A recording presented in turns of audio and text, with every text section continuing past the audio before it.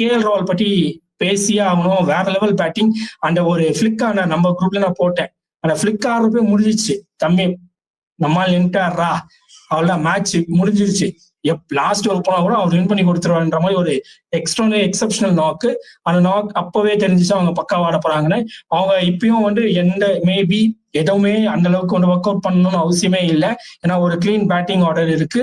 பவுலிங்கும் almost யாரு try பண்ணா work ஆகுது. அவர் 2 மேட்ச் யுப்ராஜ் நல்லா போட்டாரு. சப்போஸ் அவர் இந்த 2 மேட்ச் நல்லா போடலையா, திடீர்னு ஸ்டாக் உள்ள நான் போட்டு காட்டுறேன்றாரு.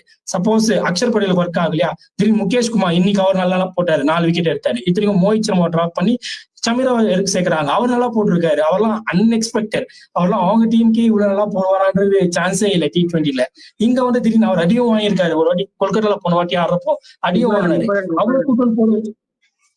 அவரை கூட்டணும்னு சேர்த்தா அவரும் நல்லா போட்டு காமிச்சுன்னு இருக்காரு. சோ அவங்க எல்லா டிபார்ட்மெண்ட் நல்லா இருக்காங்க. அவங்க ஒர்க் பண்ண வேண்டிய டிபார்ட்மெண்ட் என்னன்னா ஃபீல்டிங். மேட்சுக்கு மேட்ச் கேட்ச் விடுறாங்க. ட்ரிஸ்டன் ஸ்டெப்ஸ் கேட்ச் விடுறாரு, மிஸ்ஃபீல் பண்றாரு, அந்த மாதிரி ஒர்க் எல்லாம் நடந்திருக்கு. சோ கம்மிங் மேட்சஸ்க்கு அவங்க அந்த ஃபீல்டிங்கை கொஞ்சம் சரி பண்ணா சூப்பர் டீமா இருப்பாங்க.